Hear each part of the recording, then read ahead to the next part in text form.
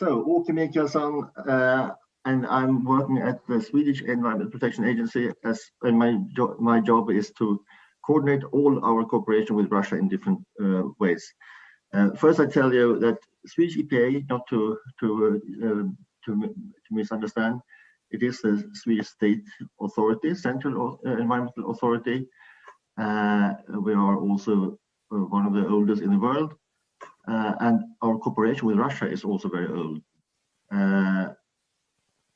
I used to use the expression "shved prirodnadzor" in Russian just to make the understanding better to what we are doing.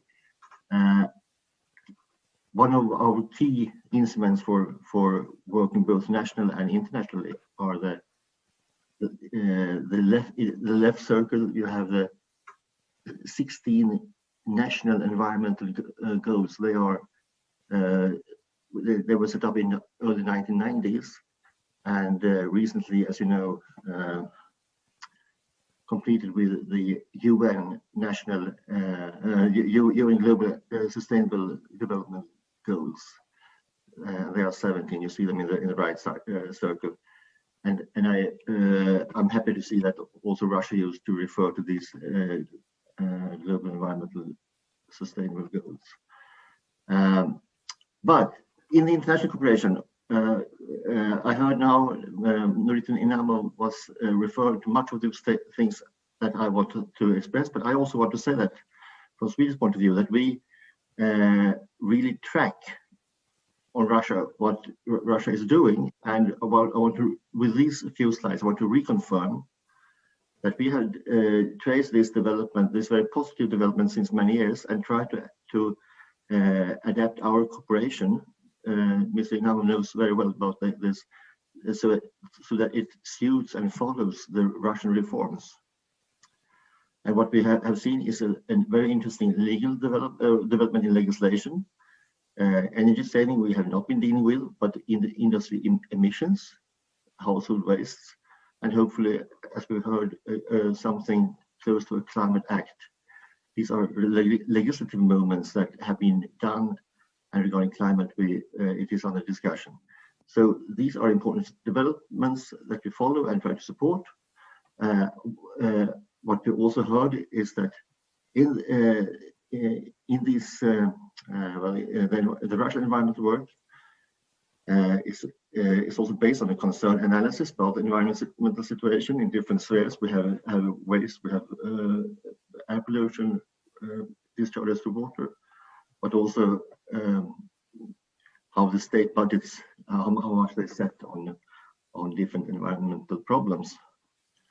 And based on this, also a conscious targeting for achieving a better environment and social comfort of the population from based on environmental parameters has been set, as Mr. Inamo said also, and it is financed from the state budget. So much more conscious work has been taken form the last, I would say, 5-10 years, and we try to follow this.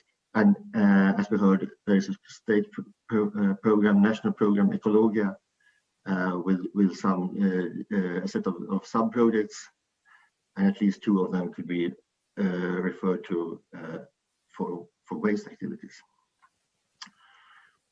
In the waste legislation, the focus is to increase recirculation and minimize landfilling. Just the same targets as we have had in Sweden for many years. This is also adapted to the OECD. That means it is compatible with Swedish way of thinking and the structure of our regulations. But as we heard, there is also a need to solve the growing waste problems.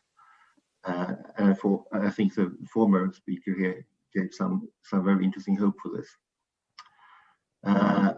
There are regional operators set up in every federation state now, and that they, among other things, they are now working, but they also welcome foreign partners. Therefore, this seminar is very well in place.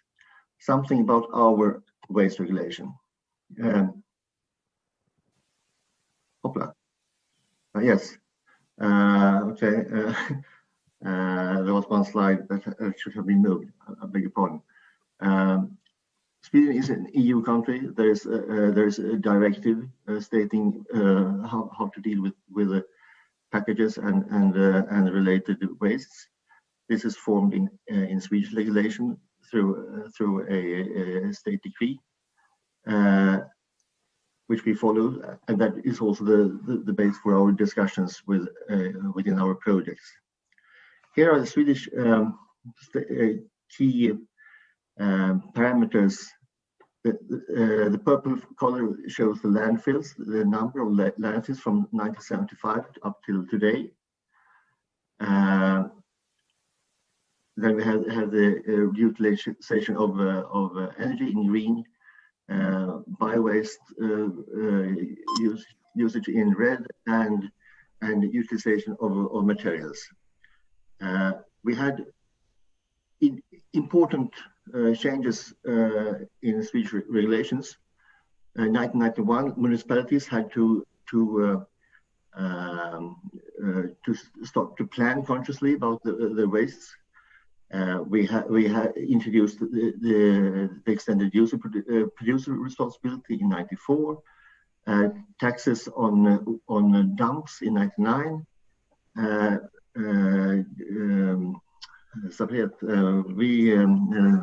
ban on different kinds of landfilling in two steps, 2002 and 2005. And then we have a tax reduction on biogas if you use it environmentally friendly, and then investment grants introduced in '98 to 2005. These instruments are the base for the regulative instruments that we discussed with Russia in the form of changing or develop the parameters of waste management. And as a consequence, as was also mentioned by Madam Ambassador, the amount of waste dumped or landfilled in Sweden has reduced significantly since '75, and now amounts to less than 0.5%. Yeah, and the practical work of this starts with the population, the citizens, in small settlements, in big cities, a lot of education, and a lot of different methods depending on the size of the settlement. So, what do we do then in the cooperation?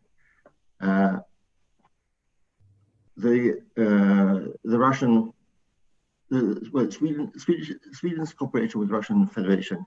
That's what okay, it's far away. It's based on three pillars: bilateral, Arctic Council, and Barents region. And we try to combine these platforms.